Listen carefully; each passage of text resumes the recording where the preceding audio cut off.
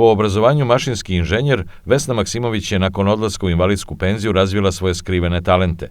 Već 5 godina bavi se oslikavanjem na svili. Koristim različite vrste tehnike. Ako govorimo o batik tehnici, ona podrazumeva slikanje vrućim voskom, može biti i hladan vosak i to je indonežanska tehnika.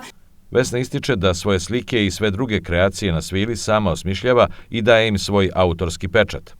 Bez obzira da li radite ešarpe, pripremu marame za lampu ili samu sliku, tehnike su iste. Ja koristim boje isključivo za svilu i radim motive u zavisnosti od trenutka koji me inspiriše. Trenutno su to slike nadrealnog simbolizma, slike mašte i tako.